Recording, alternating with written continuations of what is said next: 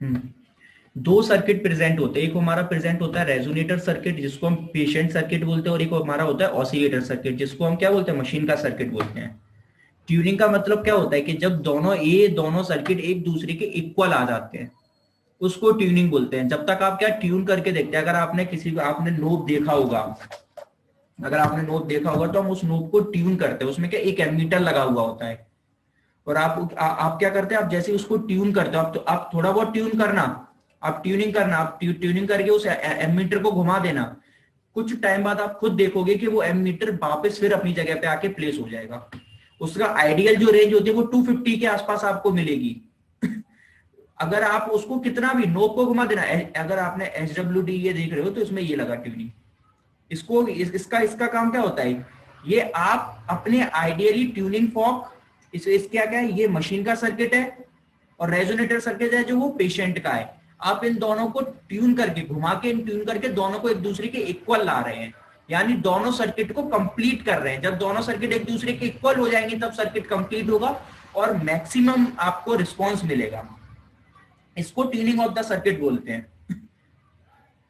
इसमें क्या, जो हमारा रेजोनेटर सर्किट है वो पेशेंट सर्किट होता है, ऑसिलेटर सर्किट मशीन का सर्किट होता है। जब इन दोनों सर्किट एक दूसरे के इक्वल हो जाते हैं तब आपको मैक्सिमम रिस्पॉन्स मिलता है, उसको ट्यूनिंग ऑफ द सर्किट बोलते हैं। एक सेकंड, ये मेथड ऑफ एप्लीकेशन के बाद ये लिखा कि when the electrodes are arranged in position with the patient body, the capacitance of variable capacity is adjusted। अब पहले आपने लगा दिया, फिर आप उसको एडजस्ट एकदम क्या किस तरीके से एडजस्ट करते हैं, इंडक्टेंस एट दी, ये इसमें लाइन लिखी हुई है, ऑफ रेजोनेटर सर्किट।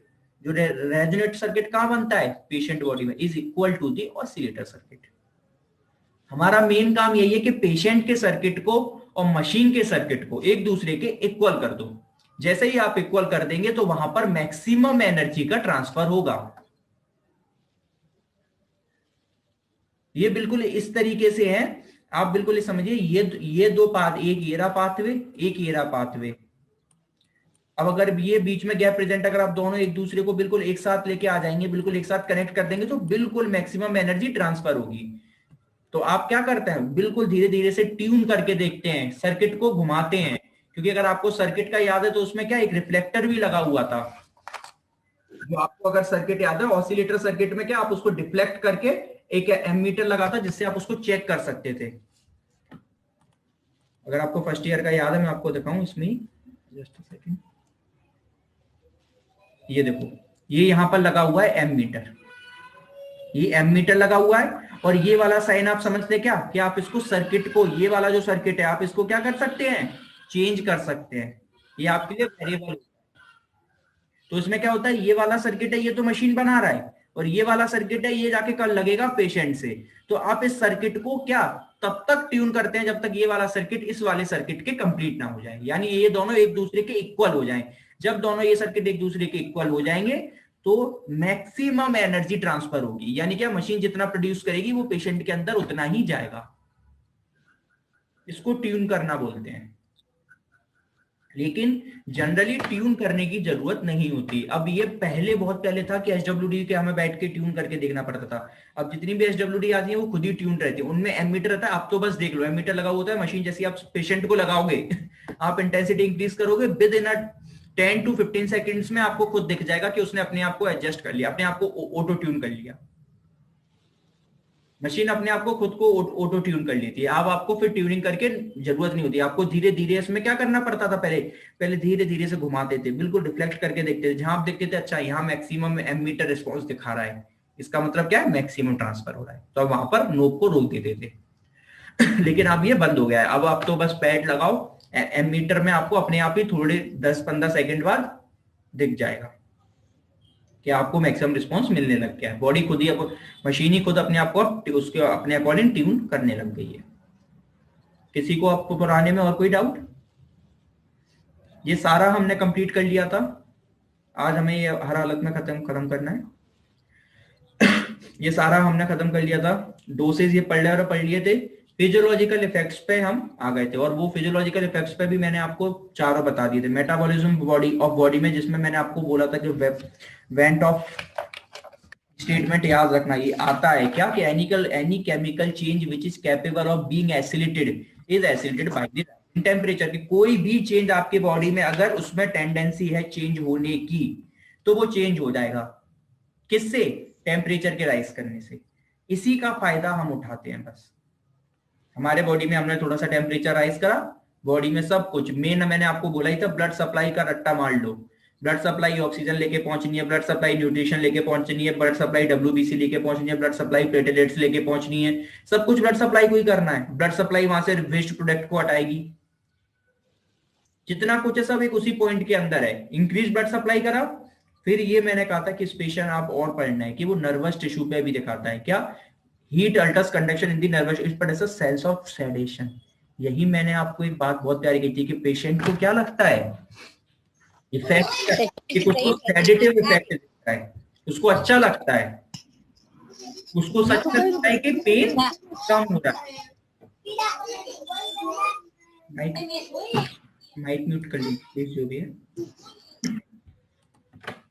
तो क्या उसको एक सेडेशन, ये सेडेटिव इफेक्ट था, ठीक है। और जो अब ये भी मैंने आपको कहा था कि हाई फ्रिक्वेंसी करंट ना सेंसरी को कुछ करती है ना मोटर को करती है, ठीक है। वो तो आपको सिर्फ डीप टिश्यू में जाके हीट देती है, वो सेंसरी मुन्ना उसको आपके नर्व से कोई मतलब नहीं है, वो तो सिर्फ आपके डीप हीट में जाके आपके टिश्यूज में जाके उनको हीट अप करती है। और जो भी मसल्स फाइबर हैं, पर्टिकुलर अगर आप सिंपल लैंग्वेज में मैं आपसे बोलूं कि हमने बिल्कुल फर्स्ट ईयर में पढ़ के आए थे,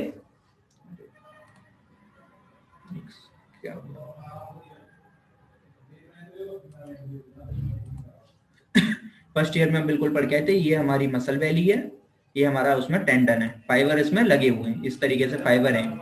क्या होता है, आप जनरली कोई भी टाइम या कुछ टाइम आप मूवमेंट मत करो, इनएक्टिविटी मत करो, रीजन कुछ भी हो सकता है, कोई पैथोलॉजिकल कंडीशन है, मेटाबॉलिक कंडीशन, कुछ भी क्या होता है, या फिर कोई पैथोलॉजिकल प्रॉब्लम कुछ भी हो गया कि आपके फाइबर एक दूसरे में क्या है, चिपक गए हैं, इंटैक्ट हो गए, एक दूसरे से चिपक गए हैं। अब जब भी आप क्या करेंगे, आप बॉडी में कुछ भी कोई भी मूवमेंट करने जाएंगे तो क्या होता है, मसल फाइबर खिंचते हैं। सिंपल, आपका हैंड अभी रिलैक्स कंडीशन में रखा है, मैं आपसे बोलूं आप अपने शोल्डर जॉइंट पे क्या करिए, अबडक्शन करिए। आप जैसे अबडक्शन करेंगे तो आपके पर्टिकुलर क्या है, फाइबर जो मसल उसके लिए रिस्पॉन्सिबल है वो फाइबर्स खींचेंगे। अगर वो फाइबर्स क्या हो गए, एक दूसरे में फंस गए हैं, तो अब क्या वो फाइबर्स खींच पाएंगे? नहीं। तो उस वजह से आपका मूवमेंट हो जाएगा रेस्ट्रिक्ट और आपको पेन फील होगा। तो हम क्या करते हैं, यहाँ टेम्परेचर, अब ये इतना डीप है तो हम क्या कर सकते हैं, अब हम अगर पेशेंट को बोले कि नहीं नहीं आप एक काम करिए, आप एक्सरसाइजेस करिए। अब पेशेंट आपसे बोलेगा कि एक्सरसाइज, हाथ उठाने में ही तो दर्द हो रहा है, हम एक्सरसाइज करें तो करें कैसे? अब हमें ये भी पता है कि ये नर्व का पेन तो है नहीं कि हम इसको टेंस लगाते हैं, फिर हम क्या करते हैं, एसडब्ल्यूडी देते हैं। उससे क्या करते हैं, इन फाइबर्स को हीट अप करते हैं। हीट अप करने होने की वजह से आपको पता है कोई भी चीज आप हीट करो वो फैलेगी, तो ये अपना साइज ये क्या फैलते हैं, और फैलने की वजह से एक दूसरे से इनका डिटैचमेंट होने लग जाता है, फाइबर एक दूसरे से अलग होने लग जाते हैं। मैक्सिमम स्टेट पे नहीं होते, थोड़े बहुत हो जाते हैं, जिससे क्या पेशेंट को एक क्या मिलता है, पुशअप एक तरीके से आप उसको धक्का दे देते हैं कि हाँ अब एक्सरसाइज वो थोड़ी सी कर सके। उसके बाद उसमें क्या होता है, आप जैसे पेशेंट को एसडब्ल्यूडी लगाएंगे ना, उसके बाद आप करवाइए, एक्सरसाइज काफी अच्छे से कर लेगा। फिर आप 1 घंटे बाद करवाना, फिर उसकी रह जाएगी।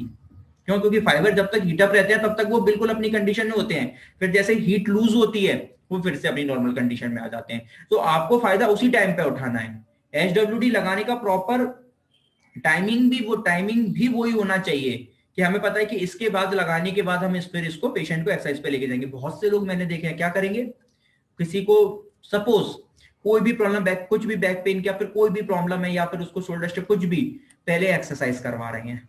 एक्सरसाइज कर क्यों? क्योंकि डिपार्टमेंट में भीड़ ज्यादा है तो पहले बोलते चलो पहले एक्सरसाइज करा दो, फिर आखिरी के 15 मिनट में एसडब्ल्यूडी लगा देंगे। फिर तो आपने क्या करा, प्लेसिबो इफेक्ट देके उसको अच्छा लग गया, दर्द हो रहा था आपने कराया, एक्सरसाइज उस पर हुई नहीं, थोड़ी बहुत हुई, आपने उसको अच्छा लगवा के और वो चला गया। क्या हुआ, एसडब्ल्यूडी का आपने फायदा उठाया क्या? कुछ भी नहीं। एसडब्ल्यूडी प्लेसिबो इफेक्ट वो पेशेंट के लिए, लेकिन आपको उसका फायदा उठाना है, उस हीटअप का फायदा उठाना है उस पर्टिकुलर टाइम पीरियड में, ठीक है।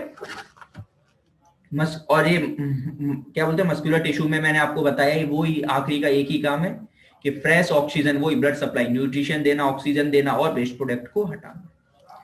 इससे क्या होगा आपका क्या, और ये वाला जो मैंने अभी पॉइंट बोला, देखो ये लाइन पूरी क्लियर लिखी है, rise in temperature also induces muscle relaxation. जो मसल्स फाइबर आपके कॉन्ट्रैक्ट होकर एक दूसरे में फंस गए ना, वो रिलैक्स्ड होते हैं, रिलैक्स होने की वजह से आप उनको यूज में कर सकते हैं, वहां से वेस्ट प्रोडक्ट भी हटता है, प्लस इसके से पेन कम होता है और आप उनको यूज में ले लो। लेकिन जैसे ही अगर आप देखो जो टेम्परेचर, राइज इन टेम्परेचर लिखा है, ये नहीं लिखा है कि अगर वो नॉर्मल में एसडब्ल्यूडी लगा दी और वो फाइबर को रिलैक्स कर दिया और उसी कंडीशन में रह गए, नहीं। मैं ये नहीं कह रहा हूँ कि 100 की 100% वापस अपनी नॉर्मल कंडीशन एबनॉर्मल हो जाते हैं, लेकिन मैक्सिमम फिर उसी कंडीशन में चले जाते हैं। क्योंकि एक बात याद रखना, किसी भी चीज को होने में हमें नजर आता है 100 पे, लेकिन वही मैं हमेशा कहता हूँ कि 1 to 99 की प्रोसेस भी हुई है। तो जितना टाइम लगा है उतना टाइम हीलिंग में भी लगेगा ना। हमें एकदम कुछ होता है ना, और हमें एकदम कुछ ट्रीटमेंट में मिलता है। हर चीज में टाइम लगता है। बस ये है कि हमें लेट पता चलता है। पेशेंट आके हमसे बहुत क्लियर बोल देता है। मैं आपको बहुत सिंपल सी बोल रहा हूँ, एक पेशेंट आएगा, बोलता है हिप में पेन हो रहा है, हिप जॉइंट में पेन हो रहा है, हिप जॉइंट में पेन हो रहा है। तो बोला एक्सरे वगैरह कराओ। एक्सरे वगैरह कराया तो उसको निकला क्या, एवेस्कुलर नेक्रोसिस, एबीएन। एबीएन क्या होता है, पर्टिकुलर हिप जॉइंट पे जो ब्लड सप्लाई होती है वो रुक जाती है, जिसकी वजह से वहां नेक्रोटिक स्टार्ट हो जाता है, नेक्रोसिस होना स्टार्ट होता है। तो फिर पेशेंट से हिस्ट्री ली जाती है कि आपको कभी कुछ हुआ था। पेशेंट बोलता है कभी कुछ नहीं हुआ, कोई फ्रैक्चर नहीं हुआ, कुछ नहीं हुआ। पेशेंट फीमेल थी, उसकी एज थी नियर अबाउट 50 के आसपास। बोला कुछ नहीं हुआ, कुछ भी नहीं हुआ, कुछ भी नहीं। तो फिर हमने क्या, बचपन की हिस्ट्री लो। तब उसने बताया कि जब वो थी 11 to 12 ईयर्स की कुछ होगी, तब वो एक बार साइकिल से गिरी थी, तब उसके हिप जॉइंट में बहुत ज्यादा लग गई थी, तब वो ऑपरेटिव हुआ था। और तब का वो प्रॉब्लम क्रिएट करते करते इतनी साल बाद जाके एबीएन बना, ये वेस्कुलर नेक्रोसिस। तो बॉडी में कोई भी ये नहीं है कि कोई भी चीज रखिए तो उसका मतलब ये नहीं है कि वो पर्टिकुलर, वो आगे कभी भी जाके बन सकते। प्री हिस्ट्री 99% केसेस में प्रेजेंट होती ही है। बस ये है कि हम उसको किस तरीके से आइडेंटिफाई कर पाते हैं। पेशेंट नहीं बता पाएगा आपको। पेशेंट तो यही सोच के आता है कि ये प्रॉब्लम उसको अभी हुई है, वो कभी दिमाग नहीं लगाता कि इससे पहले क्या है। आप किस तरीके से उसको फ्लक्चुएट करके चीजों को घुमा के और कैसे पता करते हैं, वो आपके ऊपर डिपेंड है। और अगर आप पता कर लोगे तो उतनी ही जल्दी आप पेशेंट को ट्रीट कर दोगे, उतनी जल्दी आप पेशेंट को ठीक कर दोगे। फिर हमने क्या देखा था, क्या थेराप्यूटिकली इफेक्ट थे, इफेक्ट ऑन इन्फ्लामेशन। सिंपल सा मैंने कहा था, इन्फ्लामेशन क्यों होता है, क्यों, क्योंकि inflammation is a process of healing. हम पढ़ के आ चुके हैं, सेकेंड ईयर में हमने इन्फ्लामेशन पढ़ा, उसमें पता है क्या, हीलिंग की प्रोसेस है ये। इन्फ्लामेशन के 5 हमने साइंस भी पढ़े हैं, रेडनेस, स्वेलिंग, इरिटेबिलिटी, हीटिंग, ये सब आपको नजर आता है। रेडनेस, तो आप ये इन्फ्लामेशन के आप कम कर सकते हो। कैसे कम कर सकते हो, सिर्फ एक ही चीज, वही ब्लड फ्लो को बढ़ा दो। पर्टिकुलर वहां पर वो ब्लड फ्लो रुक गया है, जिसकी वजह से वहां पर जो कुछ सेल डेब्रिस हैं, कुछ जितने भी, क्यों इन्फ्लामेशन क्यों हुआ, क्योंकि वहां पर कुछ ना कुछ चोट लगी थी। चोट लगने की वजह से वहां पर कुछ वेसल्स टूटी भी होंगी, कुछ सेल्स मरे भी, वो वहीं डले हुए हैं, और उनके डले रहने की वजह से इन्फ्लामेशन लॉन्ग टाइम में हील होता है। अगर हम वहीं उसको ब्लड क्या कर दे, ब्लड फ्लो को कर बढ़ा दे, ब्लड फ्लो को, फ्रेश ब्लड आएगा तो इन्फ्लामेशन ठीक हो जाएगा, जल्दी ठीक हो जाएगा। और मैं आपसे बोलूं, अब ये वाले कुछ लोग क्या लॉजिक लगाते हैं कि अभी उसको लगी, अभी उसको लगी, फटाफट बोलते हैं, अब क्या बोलते हैं, सुबह लगी शाम को एसडब्ल्यूडी लगा दो। उसका और जो इन्फ्लामेशन तो होने की जगह और उसका ब्लड निकलने लग जाएगा, आप उसको और ज्यादा एग्रीवेट कर दोगे। ये प्रोसेस एसडब्ल्यूडी लगाई जाती है कुछ दिनों बाद, जब वहां पर वेस्ट प्रोडक्ट इकट्ठे हो गए। अभी स्टार्टिंग में जो ब्लड रुका हुआ है वो क्या, वो तो ऑलरेडी प्रोसेसिंग में लगा हुआ है, आपको ठीक कर रहा है, प्रोसेसिंग में लगा हुआ है। आप उसको हटा दोगे, आपकी ब्लड वेसल्स पहले से रप्चर डली है, आप ब्लड फ्लो बढ़ा के और ब्लड को रोकोगे नहीं, बल्कि और ब्लड फ्लो करा दोगे। तो ये वाली प्रोसेस जो एसडब्ल्यूडी में इन्फ्लामेशन के लिए लिखी है, ये याद रखना, ये लिखी हुई है at a level of long duration, not for a short duration. SWD हमेशा क्रोनिक स्टेज के लिए ही यूज करवाओ, हमेशा। कुछ केसेस हो सकते हैं, मैं मान सकता हूं, वो तो फिर आपकी नॉलेज के ऊपर है, लेकिन जनरली ट्राई यही होता है कि हम इसको कहां ले जाते हैं, क्रोनिक फॉर्म में ही। नहीं होता तो एसडब्ल्यूडी की जगह हम एससीपी यूज करो, एससीपी यानी हाइड्रोकोलेटरल पैक, उसको लगाओ। डीप हीट देना कोई इतना ज्यादा जरूरी नहीं है। तो वही लिखा था, dilation of arteries and capillary result and increase blood flow, जो बात मैं बार बार बोल रहा हूं वही लिखा है। ऑक्सीजन न्यूट्रिटिव वैल्यू बढ़ा देगा, उससे क्या होगा, उस पर्टिकुलर एरिया में जितने भी वेस्ट प्रोडक्ट है वो सारे निकल जाएंगे, वहां पर अच्छे से प्रॉपर एक्सीडेशन, वो क्या बढ़ जाएगा, एब्जॉर्प्शन बढ़ जाएगा न्यूट्रिशन वगैरह का, और वो सब आपका क्या, इन्फ्लामेशन को कम कर देंगे। और बैक्टीरियल इन्फेक्शन को मैं भी आपको ये देखो, क्या बैक्टीरियल इन्फेक्शन को भी एसिलेट नहीं होने देगा, क्योंकि फ्रेश ब्लड आएगा, डब्ल्यूबीसी बढ़ जाएंगे तो वो इन सबको मार देंगे। जैसे कि जो बहुत बड़े टाइम, जो कुछ टाइम से, जैसे बॉयल्स है, कार्बंकल्स हैं, ये सब आपने सेकेंड ईयर की सर्जरी में पढ़े हैं, बॉयल्स कार्बंकल्स। ये किसी को एक दो दिन में तो ना, ये तो कितने दिन दिन पुराने होते हैं वॉइस वगैरह, तो वहां पर आप इजिली थोड़े थोड़े उस वॉइस कार्बंकल के ऊपर ही नहीं लगाना। ये याद रखना, कभी भी किसी को आप कर रहे हो आप उसी के ऊपर हीट दे दो। हम क्या करते हैं, उससे डिस्टल एरिया पर, अगर बॉयल कार्बंकल तो उससे थोड़ा डिस्टल एरिया पर लगा देते हैं, तो क्या वहां पर ब्लड, यहाँ का ब्लड क्या होगा, गर्म होगा, तो वो ऑब्वियस की बात है ओवरऑल का ब्लड गर्म होगा, तो वहां से क्या ब्लड का फ्लो बढ़ जाएगा, और वहां पर फ्रेश ब्लड आने की वजह से हीलिंग बढ़ जाएगी। और जो वहां पर बैक्टीरिया है, बॉयल्स कार्बंकल होते क्यों है, बैक्टीरिया की वजह से। बैक्टीरिया वहां पर क्या कर रहे हैं, ग्रोथ कर रहे हैं। बॉयल्स का एक्सट्रीम फॉर्म ही कार्बंकल्स है। कार्बंकल्स क्या होते हैं क्लस्टर ऑफ बॉयल्स। बॉयल्स खट्टे हो जाए उनको कार्बंकल्स बोलते हैं। एप्सिस क्या होता है, पस फॉर्मेशन। ये सब होता क्यों, जब due to presence of bacteria. अब फ्रेश, अगर आप फ्रेश ब्लड लेके आएंगे तो वहां पर फ्रेश डब्ल्यूबीसी आएंगी, सब कुछ आएंगे, तो उन बैक्टीरिया को जल्दी मार देंगे। ठीक है।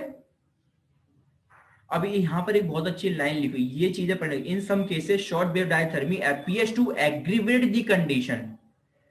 कुछ केसों में कंडीशन को खराब कर देती है, but increase discharge for a few days in an indication of acceleration of changes occurring in be tissues and not a contraindication to treatment. क्या लिखा है कि आप स्टार्टिंग में आपने लगाया और आपने देखा कि एक दो दिन में उसको और ज्यादा पस वगैरह निकलने लग गया है और प्रॉब्लम आने लग गई है, तो इसमें आप डरो मत। आपको पता है कि अच्छा ये क्रोनिक कंडीशन में था, जो पस वगैरह और ज्यादा वो इसीलिए आ रहा है क्योंकि अंदर सफाई चल रही है, फ्रेश फ्रेश ब्लड आ रहा है, और बाकी के जो भी सेल डेब्रिस और प्रोडक्ट है उनको ब्लड बाहर निकाल रहा है, वो सारी चीजों को धक्का दे रहा है बाहर की तरफ, कि सबको बाहर फेंक रहा है। इस वजह से हमें वो सबकी सब क्या पस वगैरह और ये सब डिस्चार्ज बाहर निकलता हुआ नजर आएगा। और ये कॉन्ट्रा इंडिकेशन नहीं है ट्रीटमेंट का उस टाइम पे अगर आपको नजर आए, क्योंकि देखो आप सोच रहे हो एक दिन में ठीक है, एक दिन नहीं, कम से कम 4-5 दिन का तो प्लान बनाओगे। और उस 4-5 दिन में अगर एक या दो दिन में उसको बढ़ता हुआ निकल रहा है तो डरने की जरूरत नहीं है, आप अपना कंटिन्यू रखिए। लेकिन आपको स्टेज पता होनी चाहिए कि इसको एटलीस्ट क्रॉनिक कम से कम 7-8 दिन तो हो ही चुके हैं तब। ठीक है। और इससे क्या हुआ, एक चीज और आपको पता है कि हीट होने से बैक्टीरिया भी डिस्ट्रॉयड होते हैं, तो आप वहां पर उस पर्टिकुलर एरिया पर अगर आप टेम्परेचर इंक्रीज करेंगे तो वहां पर जो बैक्टीरिया वो भी हीट से मरेंगे। पेन में रिलीफ, पेन में देखो सबसे बड़ी चीज है इसमें ना, देखो कितनी पहली लाइन लिखी है, mild degree of heating is found to be effective in relieving pen.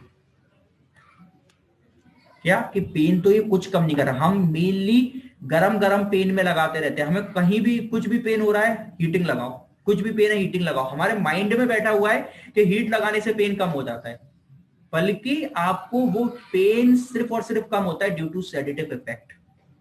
जो सेडेटिव इफेक्ट है ना, आपको वो अच्छा लगता है गरम गरम, इसकी वजह से आपका वो पेन कम, आपको कम होता हुआ नजर दिखता है, बल्कि वो कम नहीं होता, आपको सेडेटिव फील होता है।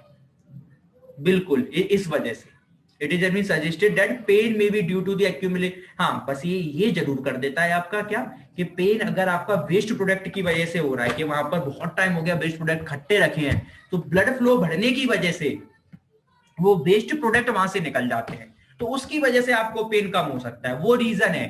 टेंस की तरह और आईएफटी की तरह नहीं है कि डायरेक्ट आपकी नर्व पे लगा रहा है और पेन गेट थ्योरी चला के, पेन गेट थ्योरी पढ़ी थी हमने, वो चला के पेन के रिसेप्टर्स को ब्लॉक कर रहा है। आपको याद होगा सेकंड मोटर न्यूरॉन में, सबस्टेंशिया जेरेटिनोसा में सेकंड मोटर न्यूरॉन, जिसको इंटर न्यूरॉन भी बोला था, टी सेल्स थे, उन पर्टिकुलर टी सेल्स पे जो रिसेप्टर्स थे उनको ब्लॉक कर देते थे। पेन गेट थ्योरी अगर याद है तो अच्छा है, तो वहां पर हमने इसको पढ़ा था। ऐसा इसमें कुछ भी नहीं होता, कोई भी पेन गेट थ्योरी कुछ नहीं होता, बस ब्लड फ्लो बढ़ने की अगर वेस्ट प्रोडक्ट की वजह से होगा, तो ये लाइनें मैं इतनी बार बार क्यों बोल रहा हूँ, ये बहुत इंपॉर्टेंट है। अगर आपको वही बात है, सीधे नंबर चाहिए तो सीधे लिख के आना है, ये सब लिख के नहीं आना कि ये पेन को कम करता है, नहीं। रिलीफ ऑफ पेन डाल के आओगे तो उसके अंदर प्रॉपर पहला पॉइंट डालो कि सेडेटिव इफेक्ट है, दूसरा किस लिए कम कर रहा है, क्योंकि आप ब्लड फ्लो बढ़ा रहे हो तो वेस्ट प्रोडक्ट कम हो रहे हैं। ये प्रॉपर आप लिख के आओगे, प्रॉपर नजरों में जाएंगे, वो सीधा समझेगा, आपको पता है। उसको आपको डीप लिखने की जरूरत नहीं है, उसको डीप पढ़ने की जरूरत भी नहीं है। मेन जो पॉइंट है वो आप उसके सामने रख दोगे, उसको क्लियर है। और उसको नहीं, आप अपनी लाइफ में भी आपको पता है, मेन पॉइंट पता है, हाँ ये आपको सिर्फ इतना पता है कि पेन कम कर दिया, ये नहीं पता कैसे किया, तो कोई मतलब नहीं है आपके लिए। तो फिर टेंस और आईएफटी टेंस आईएफटी एसडब्ल्यूडी आपके लिए सब बराबर ही हुए ना, क्योंकि सब पेन को कम कर रहे हैं। कितने सारे हैं जो नहीं समझते, टेंस और आईएफटी में डिफरेंस नहीं जानते, उन्हें तो ये पता है दोनों ही तो पेन कम करते हैं, कोई भी लगा दो जो खाली है, कोई भी पेन हो रहा है आईएफटी लगाते रहो, टेंस का भी यूज ही नहीं करेंगे। मसल टिश्यूज पे मैं आपको बता चुका हूं, वही सारे काम है, वही ट्रोमेटिक कंडीशंस वगैरह, वही मैंने आपको बताया था एक्सुडेशन ऑफ फ्लूइड क्या करना, वो वहां पर ब्लड सप्लाई बढ़ा देता है, वेस्ट प्रोडक्ट को निकाल देता है। वही लाइन घुमा घुमा के हर बार लिखी है। और रिड्यूसिंग हीलिंग टाइम को भी कल मैंने आपको बताया था, क्या हीलिंग टाइम को ये कम कर देता है। कैसे?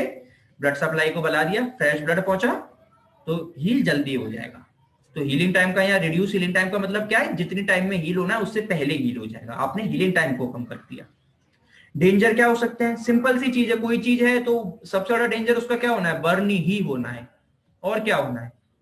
तो शॉर्ट वेव डायथर्मी का सबसे बड़ा डेंजर क्या है, बर्न है, to warn the patient of this possible danger.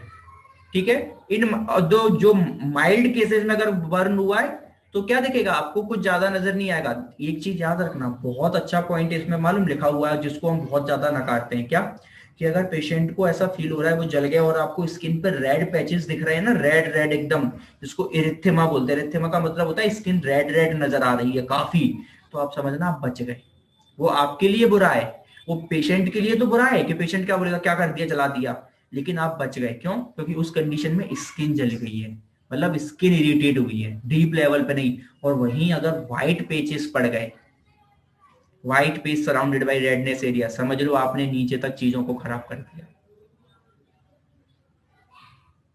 उस टाइम पे पेशेंट को कुछ समझ नहीं आ रहा, पेशेंट को तो लगेगा नहीं, आपने पढ़ा व्हाइटनेस, आपने भी नहीं पढ़ा, आपको भी ठीक है, अरे रेडनेस तो कुछ हुआ नहीं, ठीक है। तो ये बहुत बड़ा रेडनेस जब भी पड़े उसको देखो कि अगर वो हल्का सा ब्राइट रेड है तो पेशेंट को समझा कोई डरने वाली बात नहीं है, ये होता है। क्यों? क्योंकि बहुत से लोगों की सेंसिटिव स्किन होती है, ये भी इतना डेंजर नहीं है। एरिथेमा कोई डेंजर नहीं है, एरिथेमा थोड़ा बहुत तो आपको मिल रहा है क्योंकि बहुत से लोग हैं जिनकी स्किन सेंसिटिव होती है। अगर थोड़ा बहुत रेडनेस आ रही है तो कोई दिक्कत नहीं है, ठीक है। लेकिन बहुत ज्यादा आ रही है ये भी खराब है, प्लस रेडनेस अगर ऐसी आ रही है कि उसके आसपास व्हाइट व्हाइट पेचेस दिख रहे हैं। व्हाइट पेच का मतलब है कि एक जो ये रेडनेस का जो एरिया है इसके आसपास आपको व्हाइट कलरेशन दिख रहा है। व्हाइट कलरेशन क्यों दिख रहा है? क्योंकि अंदर की जो नर्व सप्लाई थी, वो नर्व सप्लाई ब्लड सप्लाई है, आपने उसको डैमेज कर दिया है, डैमेज कर दिया। यहाँ पर ब्लड प्रॉपर नहीं पहुंच रहा है, इस वजह से आप व्हाइट पेचेस पड़ रहे हैं। इसका मतलब है आपने अंदर के डीप स्ट्रक्चर्स को जला दिया है। तो ये लाइन बिल्कुल याद रखना है, in severe cases there is coagulation and therefore destruction the tissue and then burn appears as a क्या, white page surrounded by a reddened area. Burn क्या, चार चीजें आपको याद रखनी है। क्या क्या हो सकती है? चार पांच चीजें। क्यों बर्न हो सकता है? पहला बर्न का पॉइंट है concentrating of the electric field. Concentration of the electric field का मतलब क्या है? सीधी सी बात है कि जो हमारा पेड इलेक्ट्रोड है, पर्टिकुलर एरिया पर हमने कोई पर्टिकुलर एरिया पर लगाया और उस एरिया के नीचे था मेटल। हमने पूछा नहीं मेटल वगैरह, चलो मेटल नहीं था कोई बात नहीं, उसने कोई भी ऑर्नामेंट्स वगैरह पहने थे जो मेटल के थे, आप पर्टिकुलर एरिया पर लगा दिया, अब वो पर्टिकुलर मेटल हो गया गर्म। यानी क्या, इलेक्ट्रिक फील्ड उसके अंदर कंसंट्रेट का मतलब होता है खट्टा होना, कॉन्सेंट्रेट हो रही है, खट्टी हो रही है। तो उस क्या कोई मेटल इंप्लांट था, कुछ भी था, वो पर्टिकुलर उस जगह पर इलेक्ट्रिक फील्ड हो गई खट्टी। अब वो क्या करेगी, धीरे धीरे खट्टा होके एकदम उस पर्टिकुलर एरिया को गर्म कर देगी और भयंकर तरीके से जला देगी। ये ऐसे भी हो सकता है, या फिर ऐसा भी मान लो कि जो आपका पैड होता है, पैड पे आपको पता है पैड में अंदर मेटल का होता है, उसके ऊपर डाइलेक्ट्रिक कांस्टेंट होता है, कवर चढ़ा रहता है ना, जो आपको हीट देता है। अगर उसमें कुछ ना कुछ खराब हो जाए, डाइलेक्ट्रिक कांस्टेंट खराब हो जाए, कहीं मेटल आपके स्किन के ज्यादा पास आ जाए तो भी इलेक्ट्रिक फील्ड ज्यादा हो सकता है। तो ये सारे रीजन है। क्या रीजन है? Concentrate of electric field, one is called duty concentrate of the electric field in the tissue. Tissue में क्या हो रहा है, पर्टिकुलर इलेक्ट्रिक फील्ड खट्टी हो रही है। क्यों खट्टी हो रही है? क्योंकि दिस कॉज ओवर, वो करेगी क्या, वो तो ओवरहीट करेगी of the tissue in the fatty, ये तो हमें पता है। खट्टी क्यों हो रही है? Due to presence of small area of material of high dielectric constant within the field. क्या है, कोई डाइलेक्ट्रिक कॉन्स्टेंट प्रेजेंट है, मेटल। और ये सबसे बड़ा पॉइंट मॉइस्चर, इस पे हम कभी ध्यान नहीं देते। मॉइस्चर क्या करता है, देखो आप, ये सबसे बड़ा अगर आपको पता है तो आपको बहुत अच्छे से बताया भी जाता है कि जब भी आप किसी भी पर्टिकुलर एरिया पर SWD यूज करें तो उस एरिया को आप कंप्लीटली ड्राई करें, वेट नहीं होना चाहिए। कंप्लीटली उस एरिया को आप देख लो कि पर्टिकुलर बिल्कुल ड्राई होना चाहिए। क्यों? क्योंकि वाटर वगैरह आपको पता है ये, क्योंकि अगर ये जैसे ये स्किन है और यहाँ पर थोड़ा बहुत मॉइस्चर प्रेजेंट है और आप जैसे ही हीट लगाओगे क्या होगा, ये मॉइस्चर ये वाला ये गर्म होने लग जाएगा, और ये गर्म होकर ये सरफेस लेवल को जलाने लग जाएगा। डीप हीट अंदर हीट नहीं जाएगी, बल्कि सरफेस पे इसको पर्टिकुलर मॉइस्चर को गर्म करने लग जाए। इसका सबसे कॉमन एग्जांपल, गर्मियों के टाइम में पेशेंट आते हैं जिनको भयंकर निकल रहा होता है, स्वेटिंग कर रहा होता है, पसीना निकल रहा होता है, आए आपने बोला सीधे आए, अंदर बैठे, 5-10 मिनट भी उनको रेस्ट करने नहीं दिया, सीधे आए उनको लगाना स्टार्ट कर दिया। अब क्या हुआ, वो स्वेट आपको बाहर तो नहीं दिख रहा था, ठीक है, स्किन पे नहीं दिख रहा था, लेकिन वो स्वेट ग्लैंड्स पूरी तरीके से एक्टिवेट थे। आपने लगाया, स्वेट ग्लैंड एकदम खतरनाक तरीके से होना, हीटिंग होना स्टार्ट हो गए और पूरा एरिया एकदम जल जाएगा। इसीलिए बोलते हैं कि कभी भी एचडब्ल्यूडी वाले, अभी सर्दियों में चल जाता है, सर्दियों में नहीं, हमेशा ही याद रखो, कभी भी एचडब्ल्यूडी हमेशा लास्ट में लगाया जाता है। पेशेंट को एक्सरसाइज भी करा दो, उसके बाद भी एक्सरसाइज से तो पहले दिया जाता है। लोग तो एक्सरसाइज कराने के बाद बढ़िया हीट अप करने के बाद एचडब्ल्यूडी देते हैं। जब भी पेशेंट आ रहा है उसको आराम से 10 मिनट तो रेस्ट करने ही दो। उसका टेम्परेचर लो हो, कहीं से भी आता टेम्परेचर तो वैसे आई आप और हाई कर दोगे जल जाएगा। आप तो सब अच्छा करते हो, लेकिन एक छोटी सी गलती की वजह से चीजें खराब हो जाती है। तो और ये बिल्कुल छोटी होती है, अभी सोचने में छोटी लग रही है, जब हम प्रैक्टिकल करने जाते हैं, हम पेशेंट को ट्रीट करते हैं ना, तब ऐसी चीजें हमारी आंखों के सामने आती है और हम इतनी गलती बारीक चीजों से खुद को फिर परेशान कर रहे होते हैं, यार कितनी छोटी छोटी चीजों में हमने खराब कर दिया। तो याद रखना है कि मेटल मॉइस्चर ये सब हमें याद रखना है। बिल्कुल स्पेस भी ध्यान रखो, ऐसा नहीं है कि क्या हो रहा है बिल्कुल ये आपने चिपका के रख दिया है, ठीक है। और ये सारे, और ये इंटरनल फिक्सेशन का मतलब क्या होता है कि कोई भी आपको फ्रैक्चर हुआ है जिसमें आपके निडल लगी हुई है, स्क्रूज लगे हुए हैं, ऐसे वो सारे स्ट्रक्चर्स हैं, कहीं वो तो नहीं रखे हुए हैं, क्योंकि आपको पर्टिकुलर से भले आपके पैर में क्या स्ट्रक्चर्स कोई भी, जैसे आपका सपोज टीबिया टूटा था और टीबिया में आपके वो डली हुई है, आईएम डली हुई है, इंट्रामेडुलरी नेल डली, या फिर मान के चलो स्क्रूज लगे हुए हैं, स्क्रू एंड प्लेट लगे हुए हैं, आपको पेन फीमर में, आपको पेन हो रहा है हाई रीजन में, और मैंने वहां आपको एचडब्ल्यूडी लगा दी, तो ब्लड फ्लो ट्रेवल कितना पास है, टीबिया तो फीमर के तो कितने पास है ना। अगर हम ये सोचे अरे ठीक है टीबिया में लगे, हम तो फीमर में लगा रहे हैं, मेटल बहुत जल्दी गर्म होता है, मेटल हीट बहुत जल्दी लेता है, जैसे ही वो जो ब्लड गर्म होता जा रहा है वो आगे ट्रेवल करेगा, वो वहां के मेटल को बहुत गर्म करता जाएगा। और मेटल में प्रॉपर्टी होती है कि वो हीट को एब्जॉर्ब कर लेती है, खट्टा करके रखती है। कोई चीज फ्लो करती जा रही है तो उतना नहीं जलाएगी, लेकिन उसने खट्टा कर लिया तो वो धीरे धीरे करके आसपास के स्ट्रक्चर्स को जलाती जाती है, भले कम हीट है उसमें, लेकिन due to presence of a long interval वो आसपास के स्ट्रक्चर्स को जला देती है। इसलिए इस पे आप बहुत काफी ज्यादा ख्याल रखें।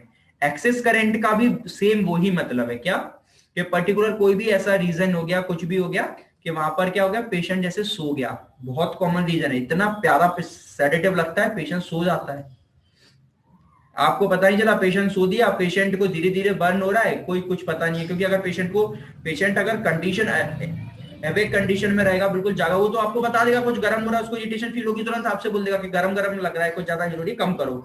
पेशेंट तो सो जाते हैं, बाद में फिर उठते हैं, देखते हैं जल गया, नाम कौन का अपना, नाम किसका लगेगा, थेरेपिस्ट का। तो यही इसमें लिखा हुआ एक्सेस करंट हो जाता है, the patient sensation is all the indication, क्योंकि आपके पास और कुछ है ही नहीं ना, आप कैसे पता करोगे कि वो पेशेंट जल रहा है, क्या हो रहा है, पेशेंट के सेंसेशन ही। इसलिए जो लोग हाइपर सेंसिटिव होते हैं हम उनको भी अवॉइड करते हैं, क्योंकि उनको नेक में, जिन लोगों के सेंसेशन नहीं होते हम उनको नहीं लगाते हैं, जो पेशेंट मेंटली रिटार्ड होते हैं हम उनको नहीं लगाते हैं। क्यों? क्योंकि हमें पता है ये बता नहीं पाएंगे, तो हमें बिल्कुल ऐसे पेशेंट पे लगाना है जो बिल्कुल कॉन्शियस स्टेट में, जो हमें बता दें हाँ कि अगर कुछ भी प्रॉब्लम होगी तो ये हमें क्या हो रहा है, हमें सेंसेशन फील हो रहा है कि गर्म ज्यादा है। तो उसमें क्या लिखा था, patient sensation is the only indication of the intensity of the application of the short wave diathermy.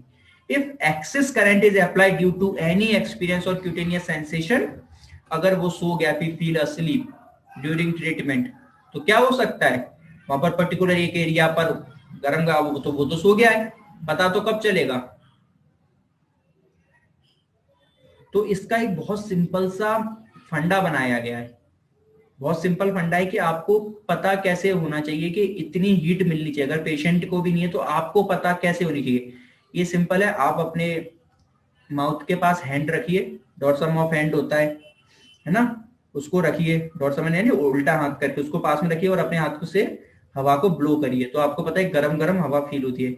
इतना ही पेशेंट को लगना चाहिए, पेशेंट से बोलो इतना ही, क्योंकि पेशेंट तो करवाता जाता है धीरे धीरे, सर थोड़ा गर्म और कर दो, अच्छा लग रहा है, थोड़ा गर्म और कर दो, हम ठीक है पेशेंट को अच्छा लग रहा है कर दो गर्म, क्या जा रहा है। फिर पता चला 15 मिनट बाद पेशेंट जल गया, बोल दिया थेरेपिस्ट आप थे। तो ये याद रखिए, पेशेंट को सिंपल लैंग्वेज में समझा दो कि अपना हाथ लो और मुंह के पास लगाओ कि हवा ब्लो करो, पता चल रहा है ना कितना गर्म है, इतना ही गर्म लगना चाहिए, इससे ज्यादा नहीं लगना चाहिए। बाकी इससे ज्यादा लगा आपने करा जला, आप जिम्मेदार हो। तो इसमें सिंपल सी ये बिल्कुल लाइन लाइन लिखी कि कंफर्टेबल वार्म सच एज क्या, blowing on the dorsum of head with the mouth and not more than that, otherwise वो बर्न करा सकता है। Impaired blood flow, blood flow impaired करा देगा, नाम में ही क्या कर देगा ब्लड।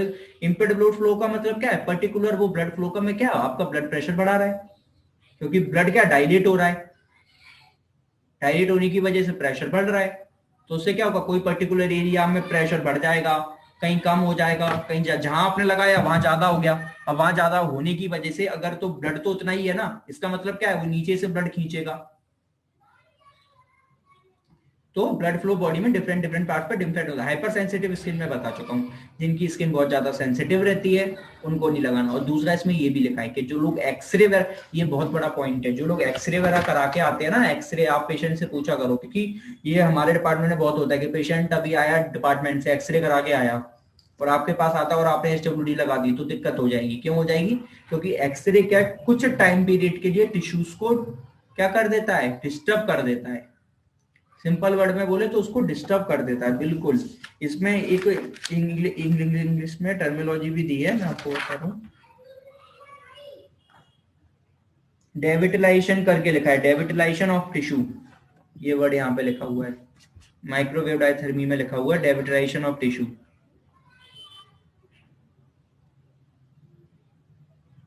ये रहा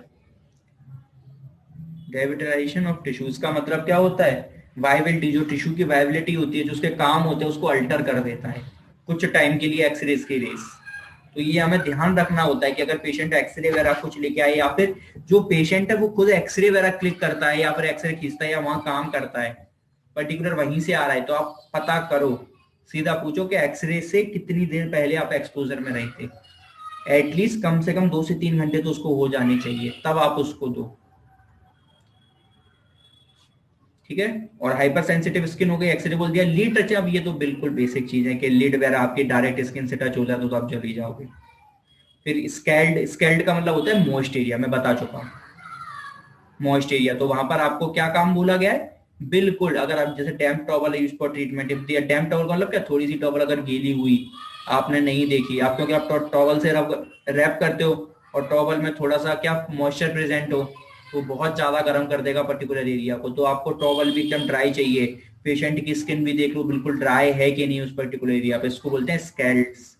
देखो लिख के तो वहां ये सब आ जाओगे, अभी लग रहा है ये सब लिख देंगे, बस वहां पर दिक्कत होती है कि पॉइंट याद नहीं आते एग्जाम में। तो एग्जाम में बिल्कुल याद होना चाहिए स्केल्ड, स्केल्ड याद है, अंदर तो लिख दोगे वो मुझे भी मालूम है, लेकिन स्केल्ड याद करना है।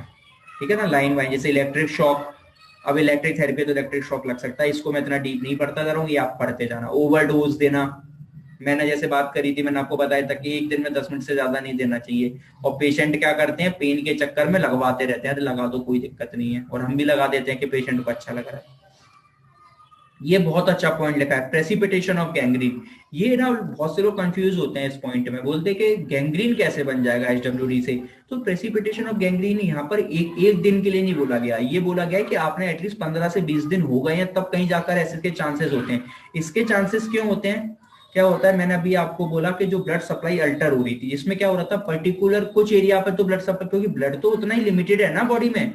अब आपने एक एरिया की, जैसे सपोज आपने लो बैक में आपने लगाया, वहां की ब्लड सप्लाई बढ़ गई, तो वहां की ब्लड सप्लाई बढ़ने का मतलब क्या है कि नीचे से ब्लड अब ज्यादा ऊपर खिंच रहा है, नीचे से ब्लड ज्यादा ऊपर खिंच रहा है, यानी पैरों में उसके ब्लड अब कम हो गया है एज कंपेयर टू प्रीवियस, कम हो गया है। अब सपोज कोई पेशेंट ऐसा है जिसको वहां पर पहले से इन्फेक्शन है, बैक्टीरियल इन्फेक्शन है, कुछ होना चाहिए, ऐसे नहीं डायरेक्ट गैंग्रीन बन जाएगा। जैसे सपोज सपोज कोई डायबिटिक का पेशेंट, इसका डायबिटिक फुट है, अब वहां पर वैसे ही ऑक्सीजन की कमी है ना, कोई बैक्टीरियल इन्फेक्शन, ऑक्सीजन की कमी वैसे ही है, आपने और ब्लड फ्लो इंपेयर कर दिया तो और ऑक्सीजन की कमी हो गई, तो क्या ये एक दिन में हो गया, नहीं, आप पर्टिकुलर 20-25 दिन से आप ट्रीटमेंट करते जा रहे हो, और वहां पर ऑक्सीजन की कमी धीरे धीरे होने की वजह से वहां की स्किन पहले क्या होगी, फिर वहां की स्किन नेक्रोटिक होगी, फिर वो गैंग्रीन में कन्वर्ट होती है। इन्होंने बहुत डायरेक्ट लिख के दे दिया प्रेसिपिटेशन ऑफ गैंग्रीन, एकदम आपको नहीं मिलेगा।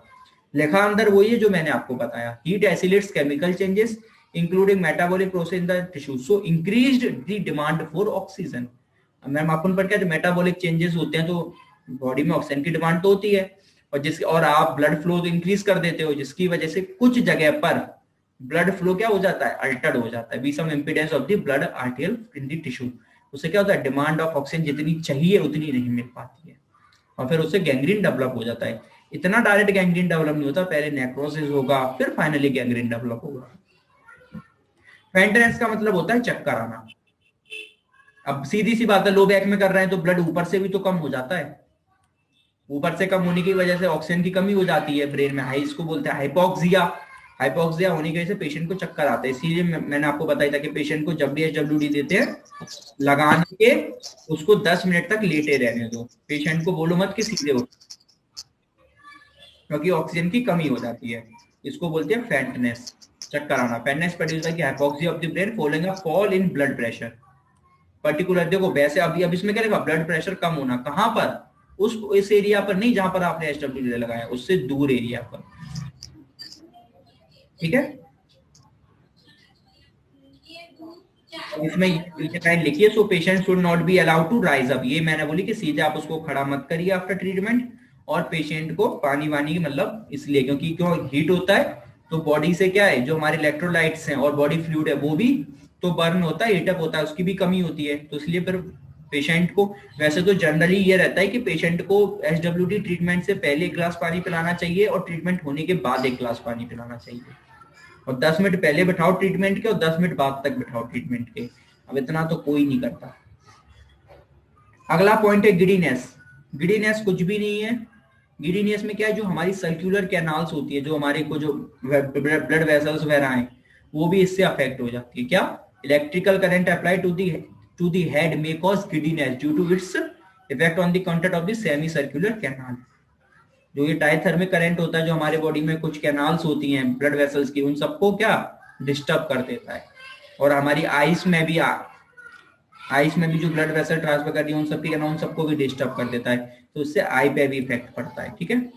और फिर हियरिंग एड्स और कार्डियक पेसमेकर, तो ये मैंने आपको बताया ही था। मैंने बोला ये जब आपके फोन को ही डिस्टर्ब कर रहा है तो आप सोचो इसकी फ्रीक्वेंसी, अगर आपने कान की मशीन लगा के रखी है और हार्ट में आपको कार्डियक पेसमेकर लगा हुआ है तो उसकी फ्रीक्वेंसी कितनी अल्टर कर देगा। इसलिए बिल्कुल पूछा करो किसी पेशेंट को। अब पेशेंट को थोड़ा ना पता है कि मुझे कार्डियक पेसमेकर लगा है कि और तो मुझे एचडब्ल्यूडी नहीं लेनी है, पेशेंट थोड़ा ना जानता है। ये तो आप जानते हो, आपने पूछा नहीं, आपने लगा दिया बैक वैक में और पता चला कार्डियक पेसमेकर की फ्रीक्वेंसी डिस्टर्ब हुई, पेशेंट एचडब्ल्यूडी लेते लेते ही मर गया।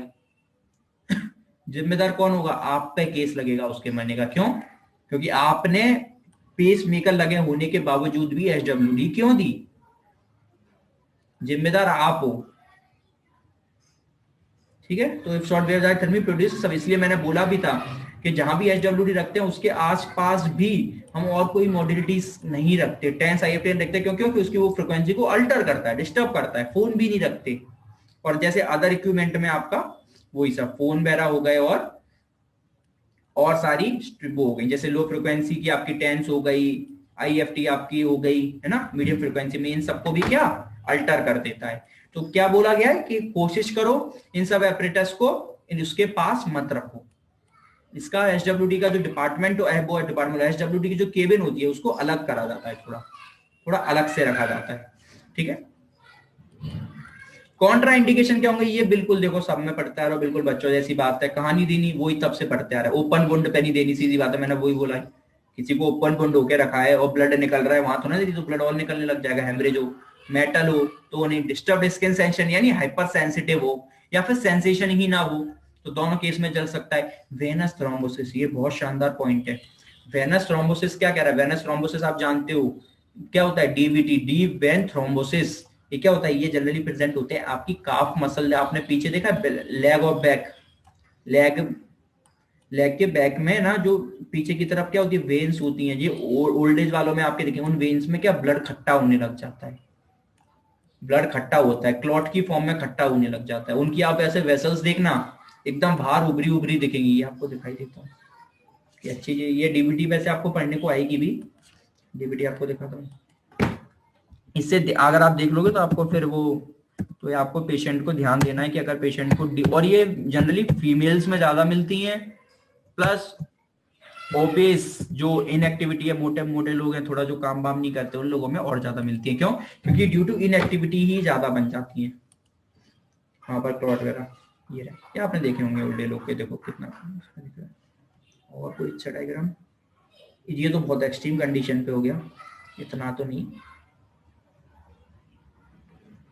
बैक ऑफ लेग पे ही बनता है जनरली, ये देखो इस तरीके से। इसमें क्या होता है, ये वेन्स हैं जिनमें क्या ब्लड खट्टा हो गया अंदर की तरफ। ये क्यों होता है? इनएक्टिविटी की वजह से। आप इनएक्टिविटी में हो जाते हैं तो वहां पर ब्लड खट्टा लग जाता है in the form of clot.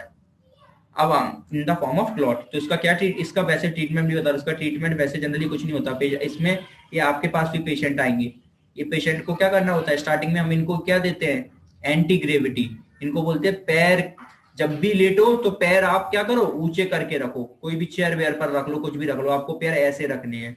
तो क्या ब्लड धीरे धीरे फ्लो करता रहे, थोड़ा थोड़ा, एकदम नहीं। ये क्यों हो रहा है? क्योंकि ब्लड ब्लड है वो ट्रेवल नीचे की तरफ करता जा रहा है और स्टोर होता जा रहा है।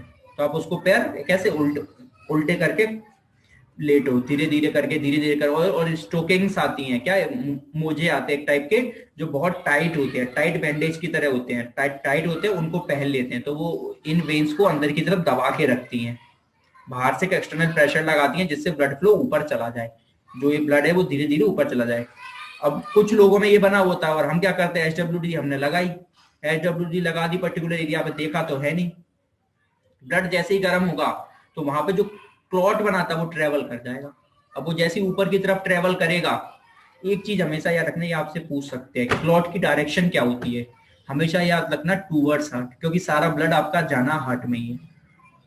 कोई भी क्लॉट हो उसकी डायरेक्शन टूवर्ड्स हार्ट ही होती है, उसको फाइनली पहुंचना ये मतलब हार्ट के तरफ ही है। लेकिन वो लंग्स में भी और लेकिन सबसे ज्यादा अफेक्ट किसको करता है? लंग्स को। पल्मोनरी एम्बोलिज्म बोलते हैं, PE, pulmonary embolism. Direction toward heart होती है लेकिन सबसे ज्यादा अफेक्ट करता है आपके लंग्स। ठीक है, तो याद रखना है कि उन लोगों में, नहीं तो आप उनको हीट दे दो और पता पड़े उनका क्लॉट टूट के ऊपर ट्रेवल कर जाए, यहां तो ट्रेवल कर गया, ऊपर जाके कोई छोटी वेसल्स में फंस गया और पर्टिकुलर वहां पर क्या करा देगा, इस्कीमिया करा देगा।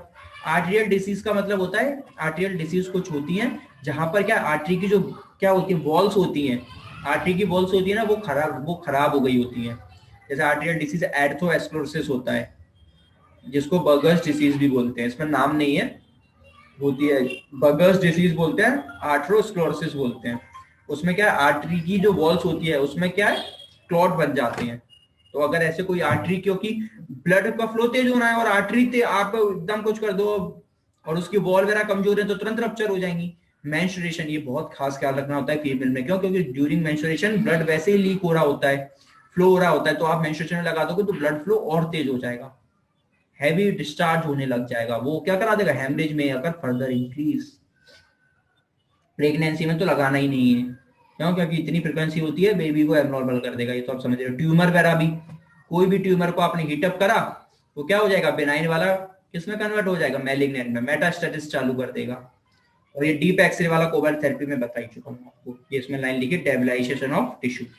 ठीक है, और फिर कहा बच्चों में, बिल्कुल बच्चों में ये अवॉइड करा है, लेकिन ऐसे बच्चों में अवॉइड करने का मतलब ये नहीं है, इसमें बच्चों का मतलब है जो आपको नहीं बता सकते, छोटे बच्चे जो आपको उस टाइम पे नहीं बता सकते कि उनको गर्म ज्यादा लग रहा है, या वो तो बहुत ज्यादा जब जल जाएंगे तब कहीं रोएंगे, तो ऐसे थोड़े बच्चों पे अवॉइड करना है। चिल्ड्रन वहां पे लिखा है, ऐसा नहीं कि 10 साल 12 साल का बच्चा है तो आप उसको नहीं लगा रहे। Mentally retarded patient, unconscious patient, epileptic और अनकंफर्टेबल, चारों की बात एक ही है, क्या कि वो मेंटली है और वो बता नहीं पाएंगे कि हीटिंग कितनी हो रही है। एपिलेप्टिक का मतलब क्या होता है, जो पेशेंट एपिलेप्टिक ब्रेन से एपिलेप्सी वगैरह आती है, जिनको मिर्गी के दौरे वगैरह आते हैं, वो सब, तो उन सब में डायथर्मी नहीं देते। बाकी पल्स जो शॉर्ट वेव डायथर्मी का सिंपल सा है, इसमें सिर्फ एक ही चीज है, क्या कि जो आपकी ये जो शॉर्ट वेव डायथर्मी है ये आपकी कंटिन्यूअस हीटिंग देती है। पल्स जो शॉर्ट वेव में क्या बना दिया है कि हीटिंग गई, फिर कुछ टाइम का इंटरवल, यानी 10 सेकंड की हीटिंग गई, अब आपको इंटरवल कितने टाइम का रखना है, 5 सेकंड का रखना है, तो 5 सेकंड के लिए हीटिंग रुक गई, फिर 10 सेकंड। ये आपके लिए क्या रहते हैं, ये आपके कंटिन्यूअस मोड ना होने की वजह से आपको ज्यादा क्या नहीं देती, डिसएडवांटेज भी नहीं देते, इसके ज्यादा अफेक्ट भी नहीं करती, और प्लस उस चीज को पेशेंट को क्या नहीं होने देती, एक्यूमुलेट नहीं होने देती, क्योंकि पेशेंट आपको पता है जैसे हीट मिली 5 मिनट बाद बोलेगा बढ़ा दो, क्यों, क्योंकि उसको अच्छा लग रहा है, बोलता थोड़ी हीट और कर दो। आप खुद देखते हो, आप एक पर्टिकुलर टेम्परेचर पर आपका कहीं भी सिकाई करो तो आपको लगता है फिर थोड़ा सा गर्म और कर दो, तो आपके टिश्यू उस पर्टिकुलर टेम्परेचर के लिए एक्यूमुलेट हो जाते हैं, एडेप्ट हो जाते हैं। तो ये पल्स्ड वाला बहुत काम आती है। पल्स्ड वाली जनरली अब आ गई है हमारे डिपार्टमेंट में, वैसे आप कुछ नहीं रहता, बस उसमें पल्स्ड रहती है सिंपल, बस इसमें क्या एक इंटरवल और हो जाता है, गैप हो जाता है हीटिंग के बीच में, यानी 10 सेकंड हीट मिल रही है तो एटलीस्ट आपको कितने इंटरवल रखना है, अलग अलग रेशियो पे रहते हैं, 1:2 का रखना है, यानी 1:2 का मतलब 1 सेकंड हीट दे रहे हैं, 2 सेकंड का इंटरवल ले रहे हैं, तो आपको ऐसे अलग अलग डिफरेंट डिफरेंट रेशियोज रहते हैं, आपको कैसे रखना है वही सब इसके अंदर लिखा है। फिर माइक्रोवेव डायथर्मी दिया है। माइक्रोवेव डायथर्मी अगर क्वेश्चन आई, हमेशा याद रखना माइक्रोवेव डायथर्मी और एचडब्ल्यूडी में सेम टू सेम लिख के आ जाना, मगर एक चीज जो आपको याद रखनी है कि माइक्रोवेव डायथर्मी की 4-5 चीजें जो मैं आपको बता रहा हूँ, बिल्कुल रट्टा, बिल्कुल एकदम हमेशा याद होनी चाहिए, बिल्कुल। क्या? पहली चीज जो आपकी शॉर्ट वेव डायथर्मी है, उसकी जो लेंथ होती है बॉडी के अंदर वो 6 सेंटीमीटर तक होती है, ये 6 सेंटीमीटर डीप जाता है। माइक्रोवेव डायथर्मी है वो बहुत ज्यादा डीप जाती है, वो जाती है 3 मिली। एक सेकंड मैं इसको एक बार चेक कर लूं कि माइक्रोवेव डायथर्मी डीप जाती है कि एसडब्ल्यूडी में, थोड़ा सा कंफ्यूज है। एक सेकंड, वैसे तो एमडब्ल्यूडी जाती है लेकिन एक बार देखते हैं।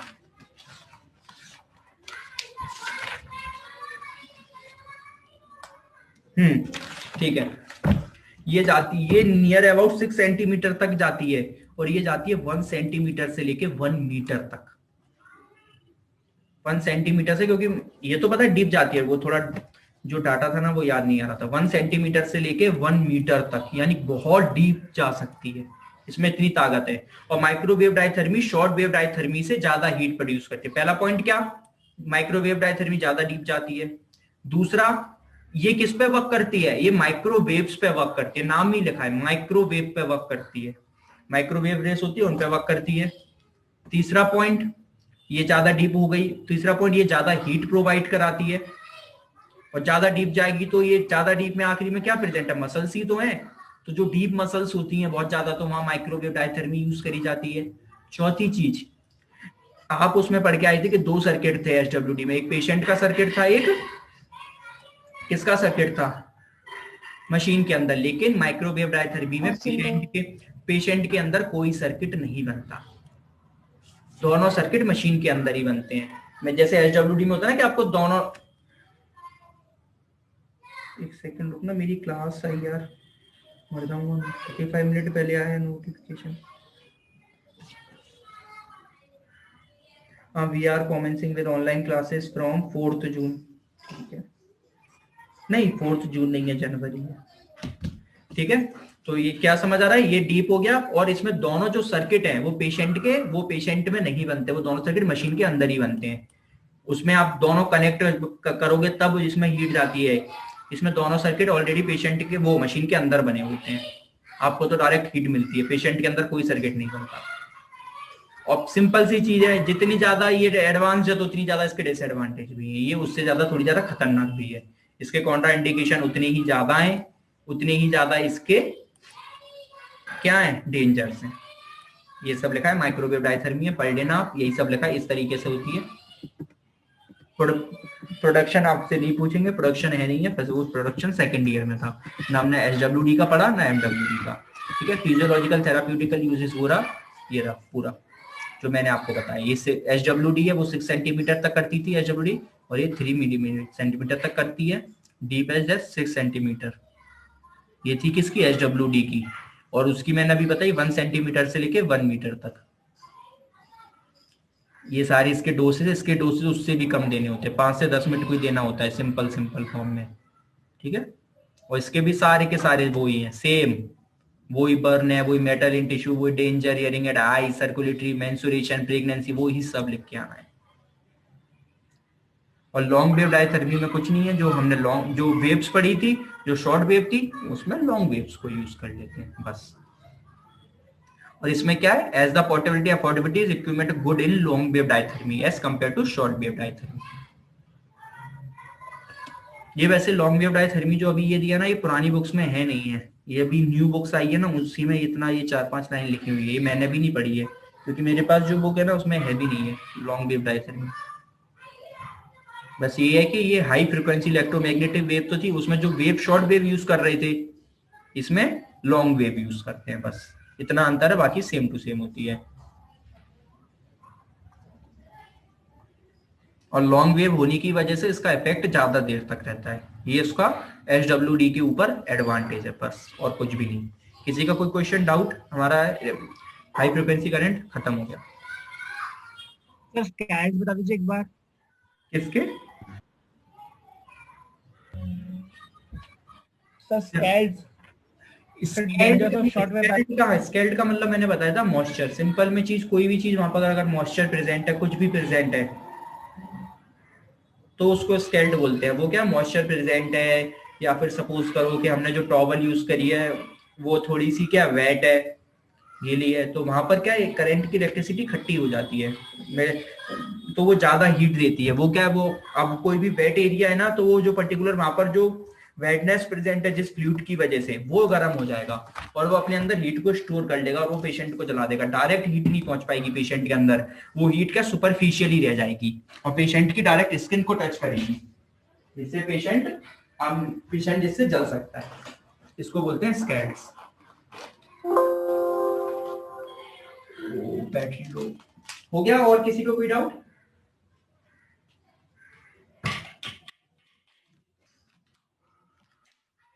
Good day. हाँ, थैंक यू सर। समझ आया ना? Time pass thank you sir. आया आया ठीक, गुड।